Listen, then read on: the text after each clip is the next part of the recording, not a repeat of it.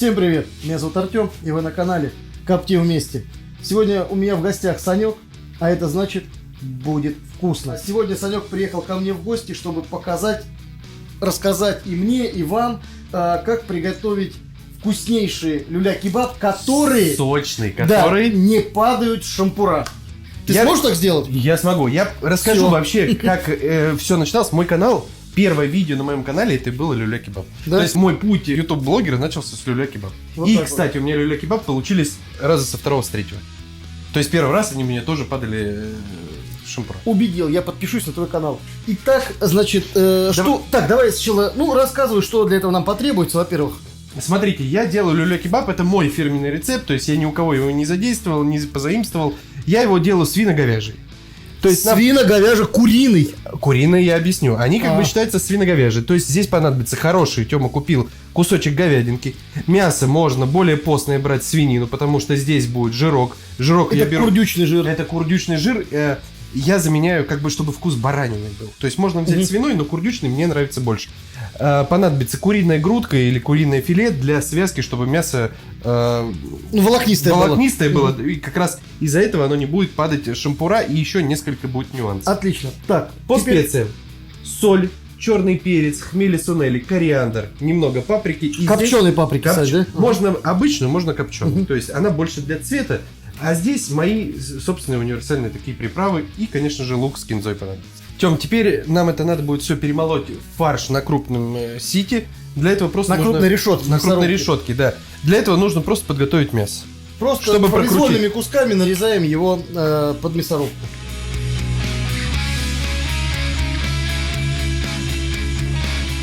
Но у нас еще, видишь, свининка такая жирком, поэтому Да. это компенсирует, да? как Да, раз если, сочность. если взять шею, то будет еще меньше жира добавлять, меньше сала. Ну, мне кажется, курдюк придаст нашему блюду аромат баранины. Лично Да. мне нравится. Да, мне тоже. Если кто не любит вкус баранины, можете заменить свободно на любое другое сало, допустим, Да. свинину. Сало лучше нарезать подмороженное. Объясню для чего. Легче прокручивается в мясорубке. Сань, послушай, лук мы когда будем использовать, добавлять? Мы лук будем в конце, сейчас мы начинаем перекручивать. Послушай, мы его перекручиваем или нет? Нет. Смотрите, перекручивать я не рекомендую, потому что лук дает очень много сока, и тогда люля-кебаб, они будут такие влажные. Водянистые, да? Водянистые, они могут упасть. Лук лучше нарезать на совсем маленький кубик, я вам покажу, как это сделать.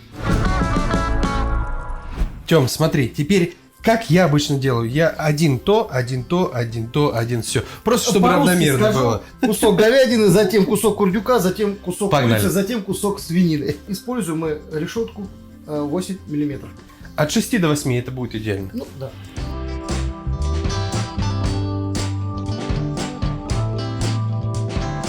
Фарш готов. Значит, Теперь сюда, вот посолить, поперчить. Мы добавляем все специи. Добавляем. Перец. Здесь перец, по вкусу добавляется. на глазок, да, то есть ну, никаких граммовок. Кто как любит. Я всегда готовлю без граммовок. Здесь вот такое вот дело. Вот насыпали черного перца, отлично. Хмели сунели, 1 чайную ложечку насыпали, вот так вот. Копченую паприку сколько, Санек, добавляем? Чайную ложку, также Чайную. приблизительно.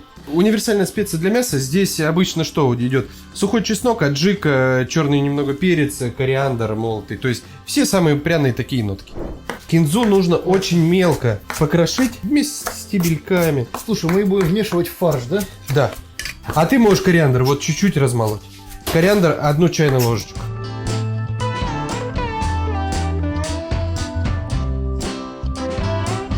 Тём, а с луком, как я и говорил, его надо очень мелко порубить. То есть, знаешь, вот так вот. Я обычно еще вот так вот напополам разрубаю. И только после этого очень тоненько.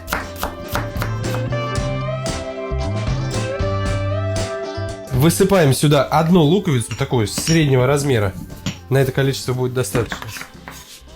И кориандр. Кориандр, вот такое количество получилось свежемолотого кориандра. Все специи, все ингредиенты на Все месте. уже тут. Теперь главное это что? Хорошо вымесить. От Видишь, того, какая как красота, а? очень хорошо в течение минут 10 вымешиваем мясо как тесто, вот так вот. Ну, как на колбасу. Вот, Да, и я покажу, чтобы он не падал в шампура, вязкость мяса, которая должна быть получиться у вас.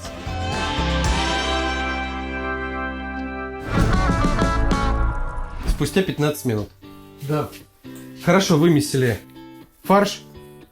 В общем, наглядно продемонстрирую вам, до какого состояния необходимо вымешивать. Делаю такую котлетку и смотрите.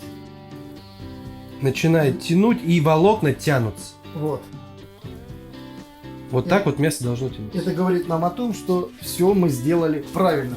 Теперь наша задача вот в металлическом... Остудить фарш. Да, ну сначала мы, перед тем как остужать, я его распределю по всей площади гастроемкости тоненьким слоем. Сантиметра, я думаю, где-то 1,5 здесь получится. Да.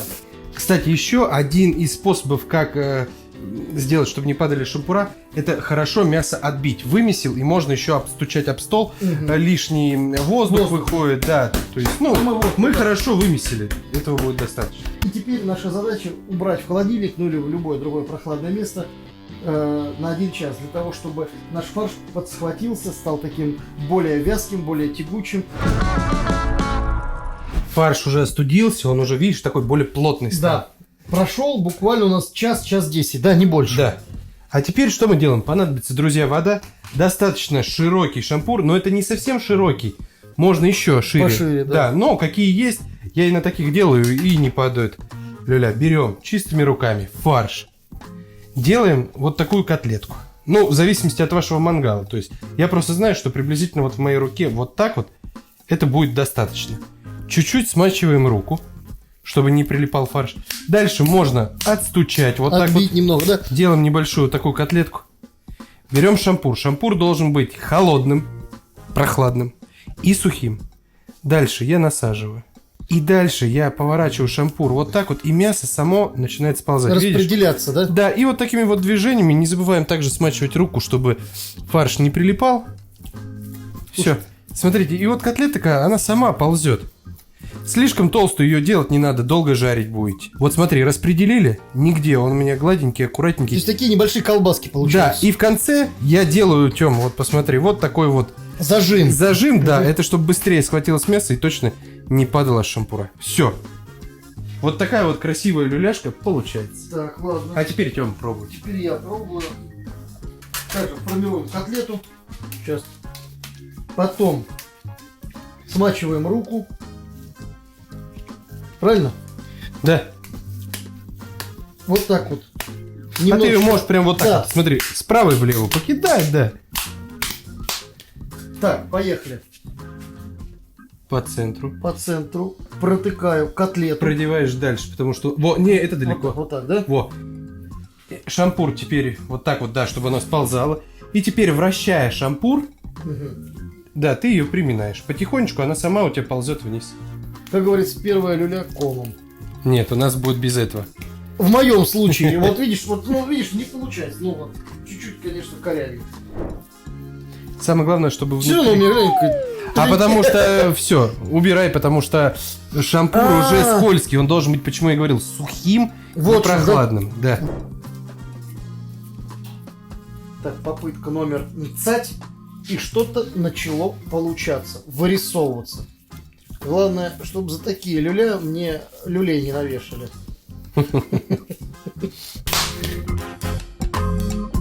В общем, я нашел работу по силе себе, которую мне будет лучше всего получаться. Буду шампура протирать, подавать Саньку. Шампуратер. Шампуратер, да. Не так давно я у Ивана, маэстро барбекю, приобрел вот такие вот брикеты для гриля. Но сегодня, как вы видите, мы на гриле ничего не готовим, готовим на мангале. Я решил их поэкспериментировать, да, будут ли эти брикеты работать, ну, в обычном мангале. Поэтому сейчас насыплю стартер. Кстати, да, и брикеты у меня тоже для розжига от Ивана, маэстро барбекю. Шикарные брикеты для розжига. Так, ладненько, значит, насыпаю полный стартер углей. Насыпать буду полный стартер.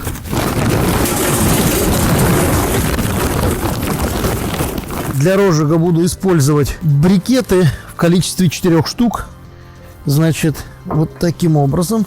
Сейчас я их положу и поджигаю зажигалочкой. Они мгновенно воспламеняются.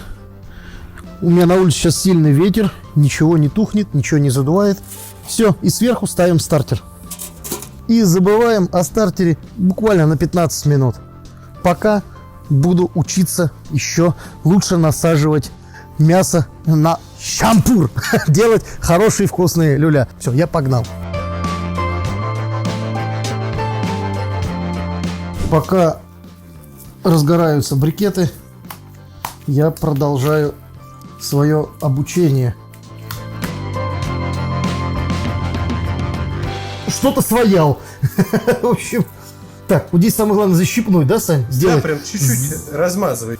О, страшно, но получилось.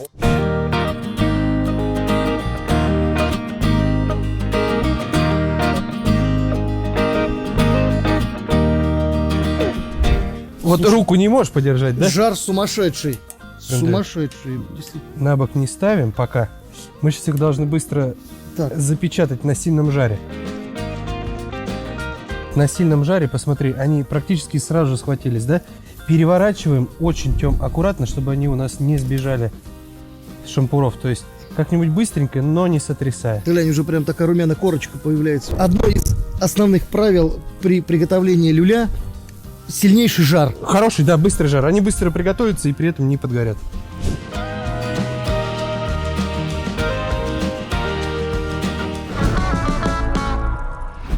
Вот он, шедевр.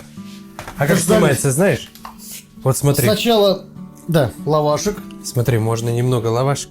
Кстати, как снимать, я видел на канале Ранчо Санчо. Да, кстати, вам тоже советую зайти посмотреть, как снимать люля. Ты берешь замочек, получается. Правильно? Там замочек? есть такое Правильно. видео? Вот. Раз. И снимаем. Все элементарно просто. Финальный штрих.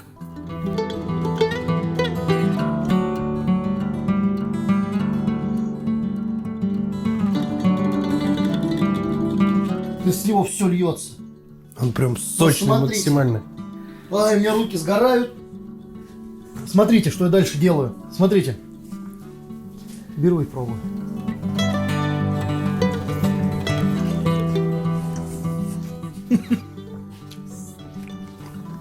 И по соли, и по специям огонь. Как тебе люля? Я сейчас сам себе завидую. Мне очень вкусно. Очень клево, сочно. Да. Потрясающе. Хочу сказать то, что вот это вот процентное соотношение мяса, там жира идеально. В заключение нашего вкуснейшего ролика, видео, просто хочу сказать, Что они теперь тоже, вы все научились. да, готовить. Ну, всем, кто посмотрел видео, приятного аппетита, если вы кушаете, да? Вот. И нам приятного. Да, и нам приятного. И вам. В общем, если вам понравилось видео, обязательно подписывайтесь на канал Санька. Ссылочку я оставлю внизу. Канал называется Ранчо у Санчо. Вот там много всего вкусного на мангале и много-много разных рецептов. А также, если вы желаете приобрести качественные розжиг и брикеты, да, угольные, то Который куда? подходит и для мангала, и для барбекю, для всего. Для всего. Переходите к Ивану, ссылочку я оставлю внизу, в его магазин, заказывайте. А также забегайте к нему на YouTube канал. Он готовит на гриле, и там У него очень классные штуки. огромная линейка вкуснейших рецептов. Подписывайтесь на наш тоже канал, на Копнем вместе. Про Вот, твой-то ставьте забыли. большие пальцы вверх, пишите комментарии, задавайте любые вопросы.